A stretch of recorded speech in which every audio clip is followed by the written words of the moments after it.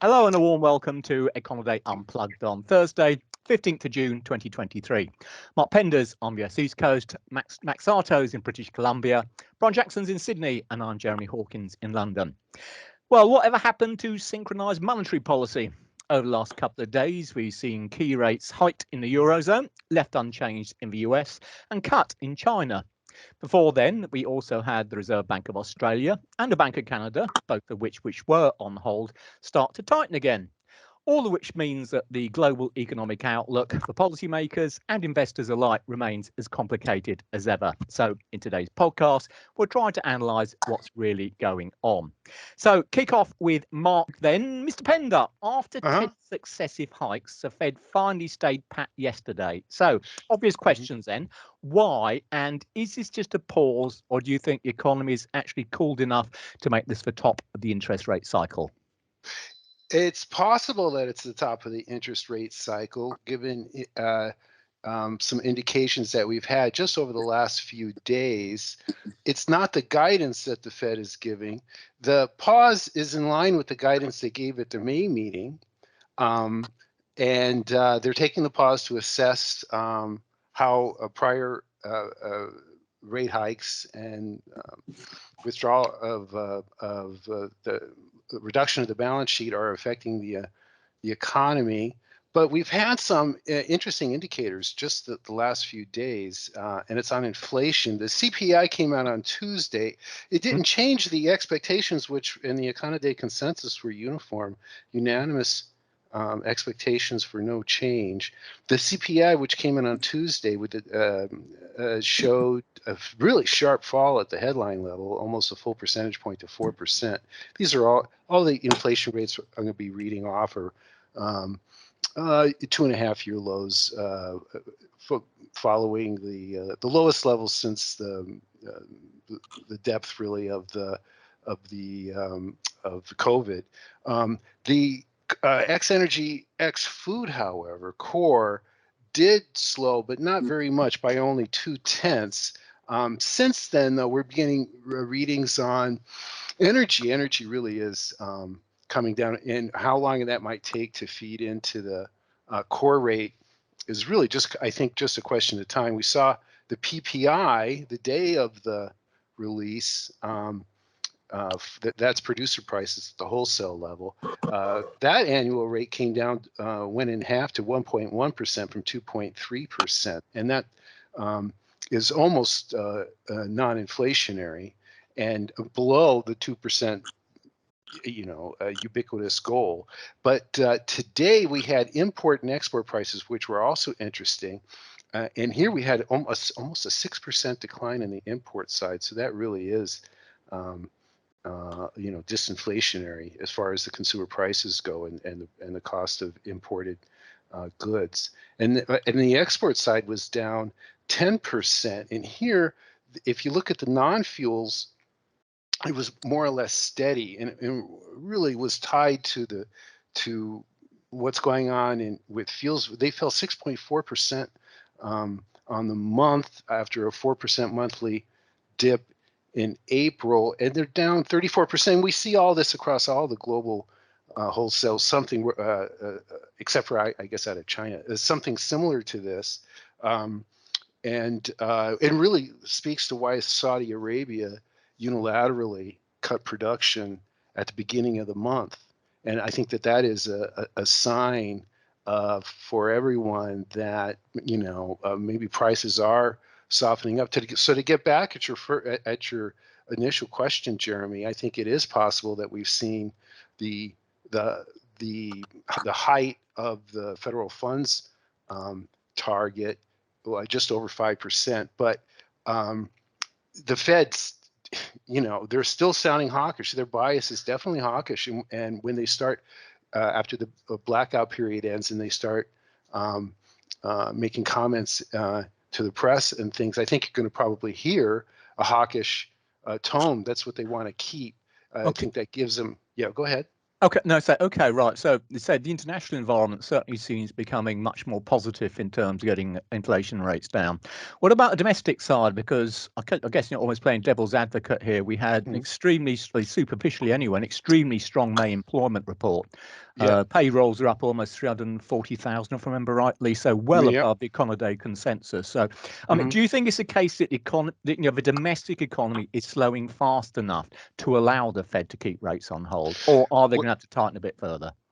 Well, it's funny you should mention the employment report because the last couple of weeks, including today, we've had a sharp rise in initial claims. And this was a little bit odd.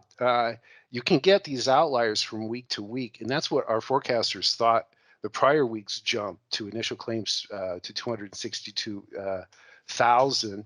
But it came in again at 262,000, and this had been running more in the 220 range before that. So when you look at the graph, this is a spike higher now. And of course, the question that you have to ask is, 1 week is not a trend, but is 2 weeks a trend? If this is an emerging trend, then the Fed's description of the U.S. labor market, which they call robust, they're going to have to start toning that down, which is a possibility. And if that occurs, then I think the terminal height has been hit here for the Fed funds rate as things unfold. So. Okay. All right then. Well, so if we are actually either at or getting close to the top end of the curve, then I suppose the key question for investors is going to be, when do we start to see interest rate cuts? Now, Jerome Powell yesterday was suggesting it's a couple of years out. Do you think that's realistic? They'll keep rates this high for that long? He said that none of the participants, and this includes the non-voters, a group just under 20, think that there's going to be a rate cut this year, which was an interesting thing to say. But things, this whole, the forecasts are not always accurate, and their expectations are not, don't always, their own expectations don't always, unfold.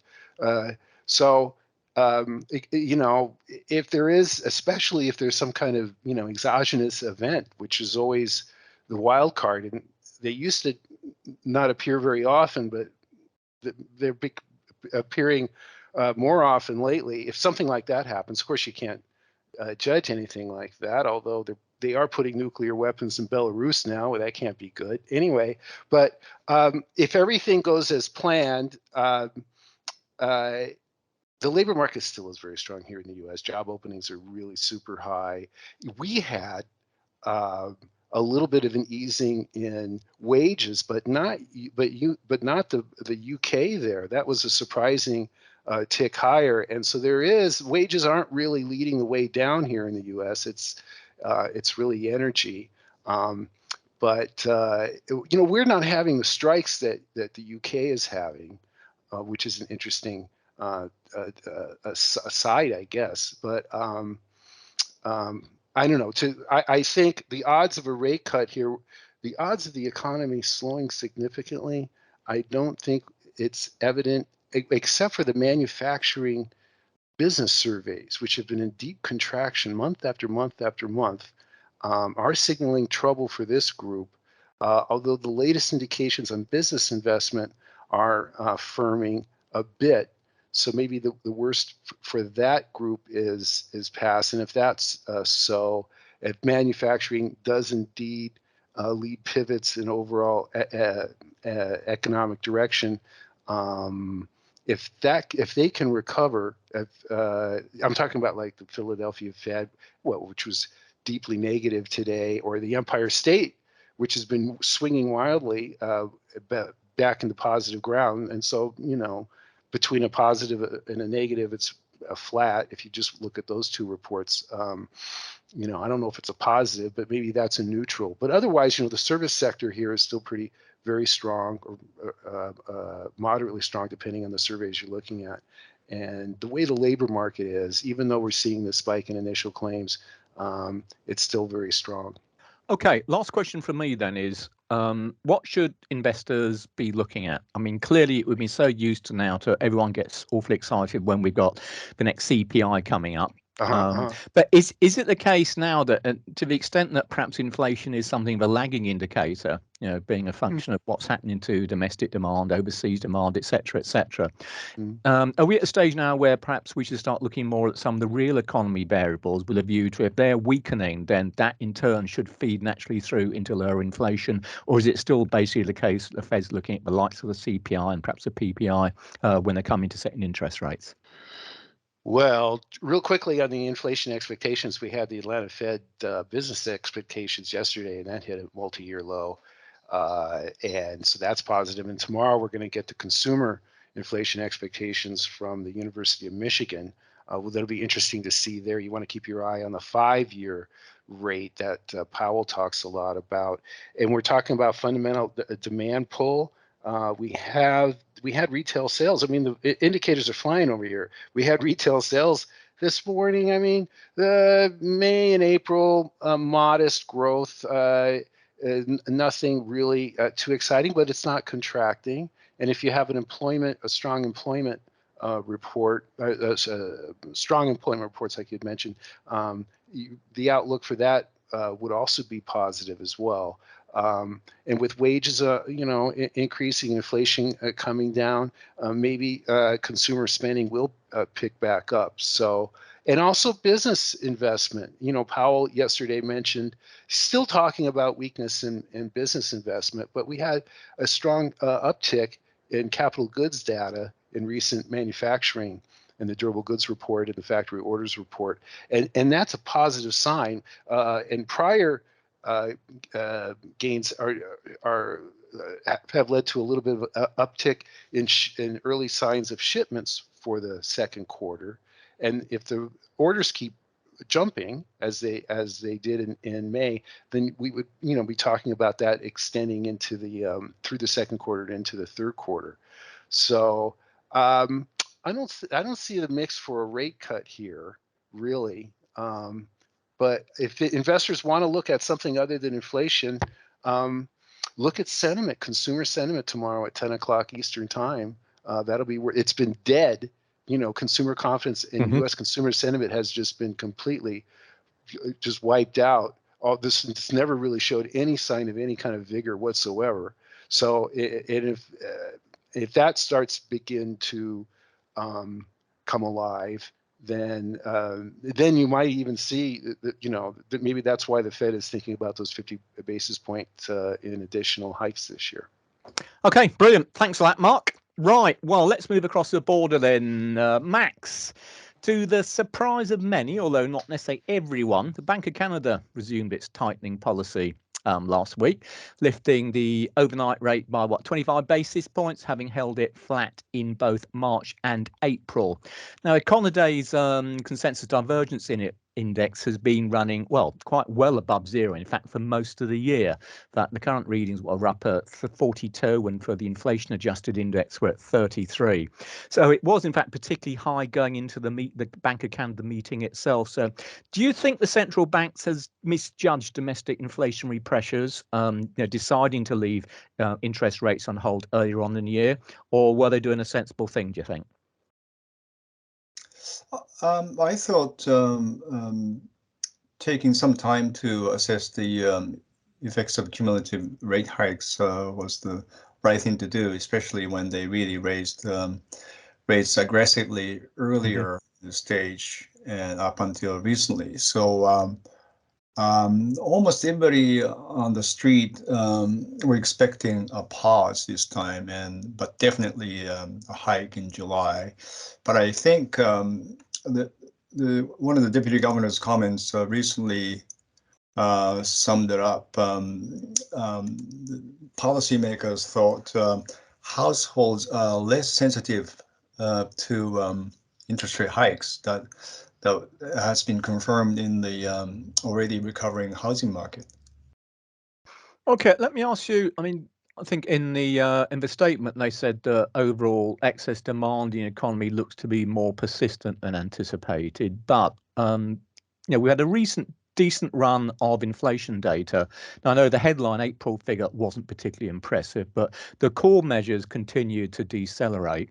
Since the policy rate rise, we've had the first decline in employment in the Canadian Employment Report in, I think, 9 months, if I remember rightly, and certainly is a good deal weaker than expected, and the unemployment's rising. So, do you think there is a risk that perhaps, going the other way now, that interest rates should have peaked and we shouldn't be talking about further rate rises, or do you still think there's sufficient momentum in the economy that upside pressure on inflation is still a real risk? I think it was interesting that the bank didn't wait until the Friday's Canadian employment data release, and I think they knew that upside risk is still high. Right. If you take a look at the employment report, the decline was mostly youth employment, and that means summer jobs not really great for the students at this point. But then the average hourly wage is still rose 1.5% on the year, which means only down a little bit and still too high for the Bank of Canada. So if you take a look at the tightness of the labor market, then overall, which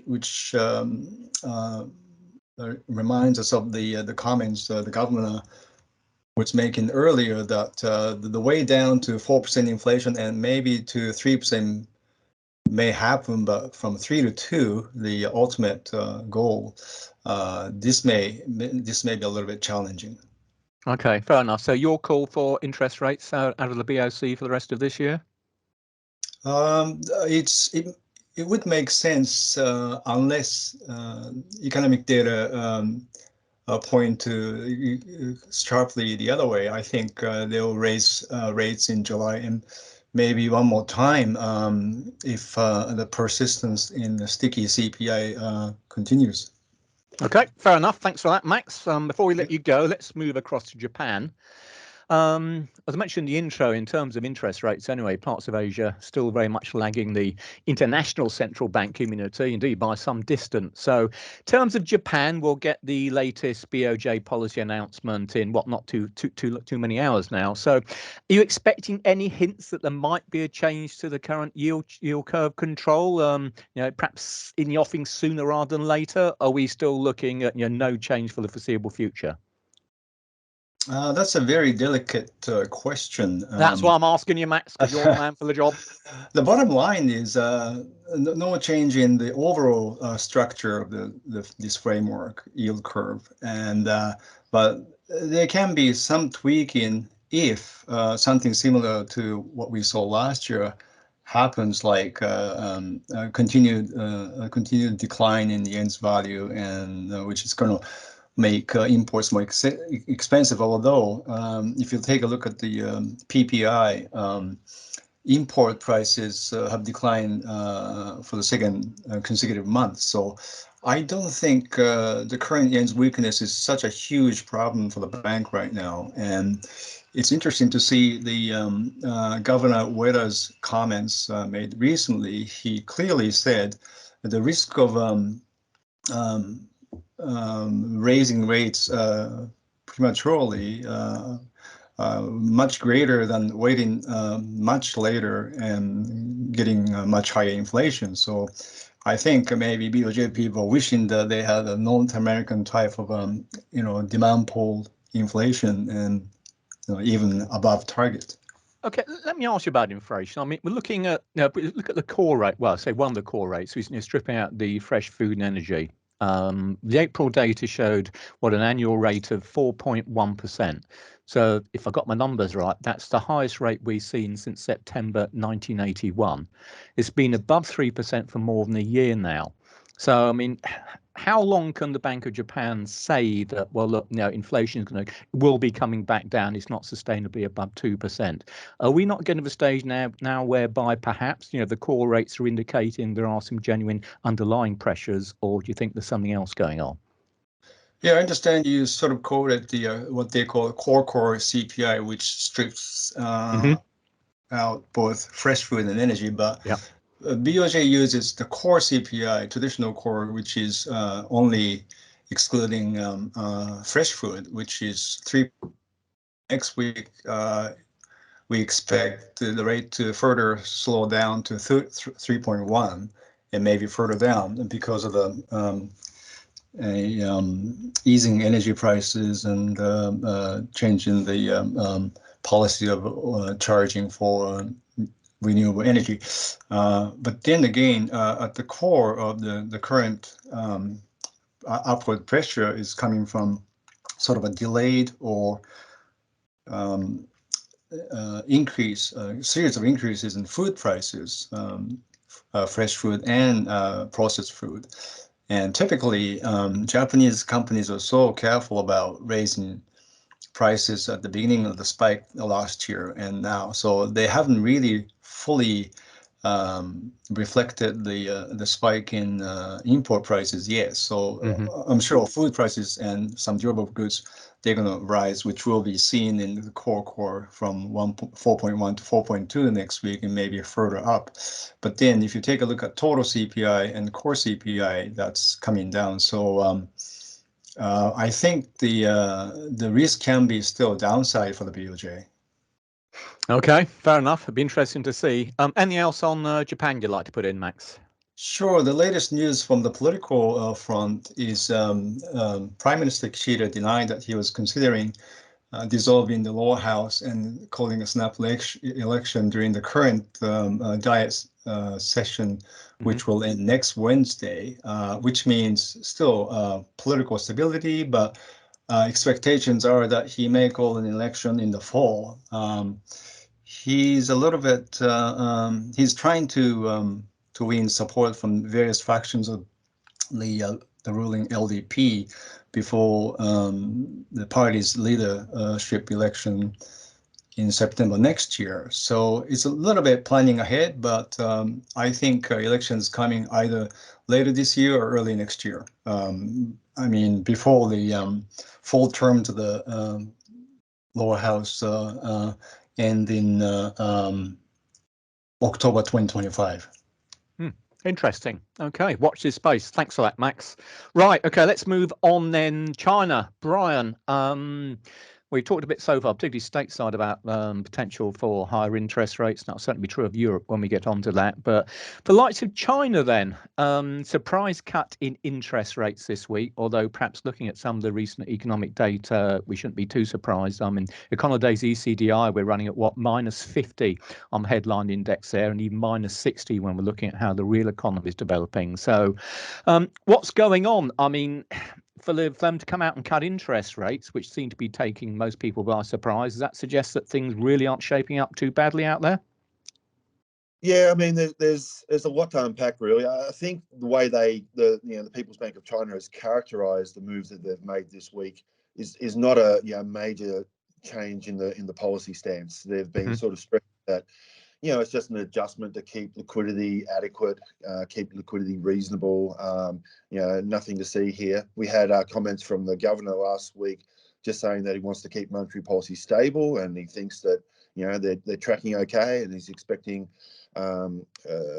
economic growth and price pressures to pick up in the second half of the year. So they're trying to downplay the significance of the moves, and so we'll just have to see though whether this is an indication that they will need to do more. There's been reports in the Wall Street Journal saying that perhaps there will be some sort of more stimulus measures put in place in terms of infrastructure spending, what have you.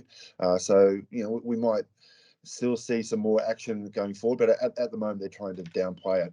And I think that's that definitely the data have been showing ongoing weakness in many parts of the economy, but there's also I think some caution that has to be had in terms of interpreting the data, particularly the numbers that we just got this week.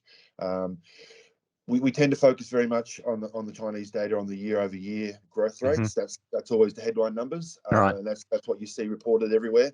But of course, when you're looking at year-over-year numbers, that's also impacted by what happened 12 months ago. And 12 months ago we had very, very tight lockdowns in Beijing and Shanghai and other places, and so obviously there's base effects from the downturn in activity that we saw 12 months ago, and that's impacting the year-over-year growth numbers that we're seeing right now. So Those numbers were a bit higher in April because of those base effects from what happened in April 2022, and then they've come down a bit though in May, as we're seeing, and that's because those base effects have faded. So just be aware, I think, of some of those underlying issues going on. Yeah, I was going to ask you about that. So as you say, look, it's not just China, is it? There's all sorts of distortions surrounding global economic figures at the moment in general. But with regards to China itself, just looking at some of the inflation numbers, on what the May CPI, we're talking about just 0.2% on the year. The PPI now is, I think, minus 4.6%, the lowest we've seen in the last, 6 years or so. So, I mean, even if the PBOC perhaps won't actually admit to it itself, do you think there's some genuine concerns now that perhaps deflation might be a realistic problem in China, or is it simply due to essentially just some of the technical details of the data? Do you think? I think so far, at least from the limited guidance that we get from the PBOC, so far I think they are pointing to some of these base effects as sort of the main factors here, and as I said, they do expect inflation and economic growth to pick up in the second half of the year. Now, obviously that they might be wrong on that, and perhaps these numbers are not going to turn around. But at the moment, they are definitely pointing to some of these sort of more technical factors driving the numbers. So I definitely prefer to look at sometimes, particularly at the PMI surveys. They sort of give month by month reading and generally more up to date. And they have shown some ongoing weakness in the manufacturing sector, some improvement in the services sector. So hopefully we can see the manufacturing sector start to pick up over the second half of the year. And even if you just look at the month-over-month numbers for some of the activity indicators yesterday, they did show a rebound from the previous month. So I think we need to be aware of some of the factors that are driving the year-over-year growth numbers because of what happened 12 months ago. But obviously keep an eye on to see if the PBOC is right and we do see a pickup in growth in the second half of the year. Okay, fair enough. It's interesting. Mark talked about the Saudi decision to cut oil production, I should say, unilaterally. I thought it was quite interesting when we did see that announcement coming out. The impact on oil prices was extremely short-lived. And it does seem that oil prices these days seem to be a pretty good indicator of how international investors perceive the Chinese economy, given how much oil they buy out there. The fact that oil prices are now below where they were before the Saudi announcement kind of suggests that investors in general are getting concerned about China. Anyway, okay, let's move across to your immediate part of the world, Australia. Last week, 25 basis point increase in interest rates. We had an extremely strong May labour force report. So I guess I'd ask the same question as I asked to Max. Do you think there's been some underestimation of inflationary pressures in Australia? Well, that's obviously been the well, story of the last 2 or 3 years. I should say more recently. I thought rather than the past. I mean, everyone got it wrong in the past, but no, I'm talking about because they were on hold for a bit, weren't they? And now we're starting to see rates going back up again. Whether or not there's been some sort of, to use the ECB's term, a recalibration of what's going on. Well, I think there's some wishful thinking going on in Australia at the moment, just sort of hoping that we've seen a very small tick down in headline inflation from its peak. But I mean, I'm just looking at the chart right now. It's still obviously way above where the RBA wants it. They're still forecasting that it's going to come down very slowly. They're not expecting to be back to the top of their range until mid-2025. So we're still sort of 2 years away from them being comfortable where inflation is, and that's based on just the current expectations of rate hikes, which might not be enough if it doesn't get down quickly enough. So it's I think still very much the bias is towards some more policy tightening will be required to start getting that inflation number down lower. As you said, we had pretty strong employment numbers yesterday, low unemployment, high participation. That follows sort of the quarterly wage numbers that we had a few weeks ago, which showed a pickup in wage growth. So there's really nothing to suggest that those price pressures moderating as quickly as the RBA would like. Okay, brilliant. All right, well, let's move across to New Zealand, where I guess we're still talking about one of the most hawkish of the major central banks around the world. But of course, New Zealand now in recession after the latest set of GDP figures. So, does this mean now that perhaps the RBNZ has actually reached the top of the cycle, or is it just due to weather effects and whatever else, and probably we'll still see another hike at the next meeting or two? Yeah, they're obviously, I think maybe a little bit further advanced than the RBA in their hiking schedule. They started earlier. They've been on average a bit more aggressive. So perhaps they will top out before the RBA. But I would still say that there's still a chance that they can keep on going a bit further. They might try and look through some of those the factors behind the GDP weakness that we've seen in the first quarter. That obviously was partly due to some natural disasters and adverse weather, and they're predicting that actually in the current quarter that we're seeing, you'll see a bit of a boost to activity and inflation from recovery efforts and rebuilding it. So similar to other parts of the world where there's a little bit of volatility and murkiness in the numbers that policymakers are dealing with, but the inflation numbers are still obviously front and center of what they're trying to do, and so that's given that that's still well above where they would like to see it, I think they'll at least consider some further policy tightening. We might see them pause for a month to analyse whether this GDP number is the signal of a broader turn down, but in general, I think the bias of officials is still to keep on really focused on getting that inflation number down. Okay, fair enough. Okay, so that's China, Australia, New Zealand. Anything else from your part of the world? Well, there's a lot of gloom and doom about things in many parts of this region, but India actually is they're doing reasonably well. I think officials at the RBI are pretty comfortable with the way things are going at the moment. The activity numbers are pretty good. If you have a look at particularly the PMI surveys, showing pretty solid growth in both the manufacturing and the services sector, and they're seeing a welcome reduction in inflation over the last 2 or 3 months. The headline number is now pretty close to the midpoint of their target range. So they're looking a little bit more comfortable about where they are, and they've obviously been on hold for the last I think 2 meetings by the RBI.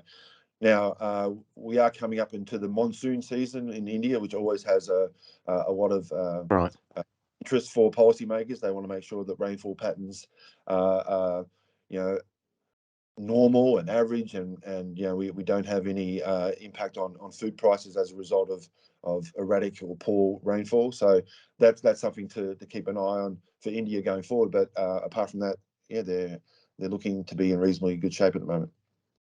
Okay, brilliant. Thanks for that, Brian. Right, let's round off with Europe then. As folks might have seen, the ECB, European Central Bank, duly tightened as expected again today. Another 25 basis point increase in all their key interest rates. And indeed, at a press conference, President Lagarde, she was pretty hawkish and to all intents and purposes flagged that will be another interest rate increase at the next ECB meeting in July.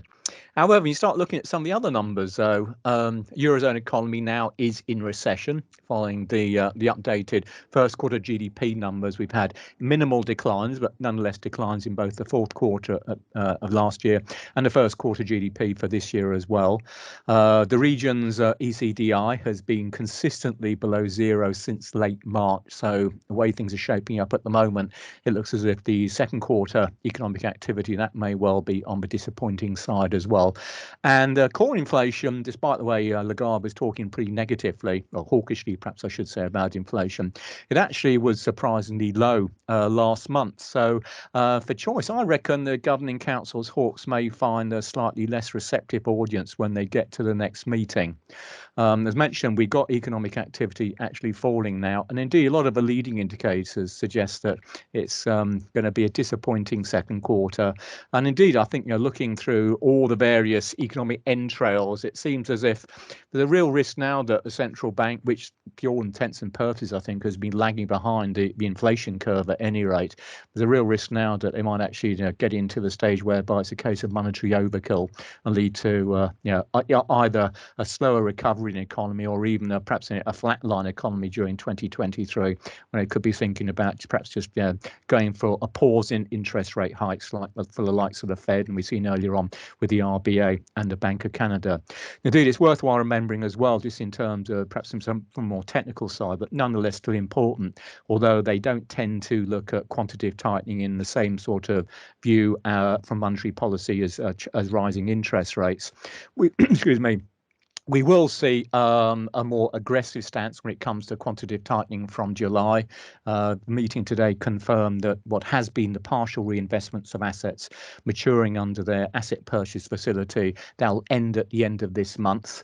And at the same time, we have a fair old wodge of what they call targeted long-term repo operations.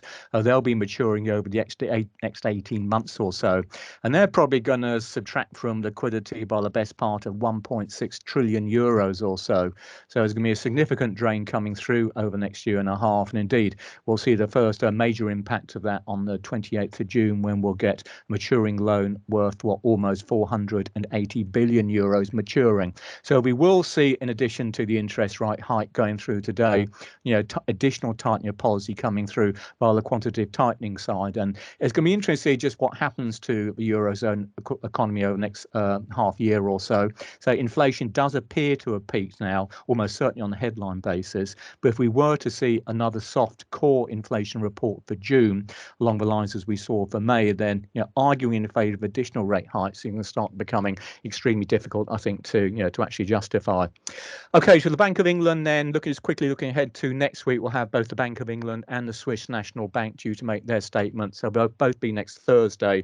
Bank of England, well, financial markets have ratcheted up their expected interest rate hikes significantly since the, to all intents and purposes, a horrible April CPI. We saw the core rate there jump from 6.2% up to 6.8%. That's a level we haven't seen in more than 3 decades. We also had this week, just on Tuesday, a set of very, very strong wage data. Regular earnings growth now in the UK is running at a record high. So that includes all the various distorted figures we saw during the COVID period.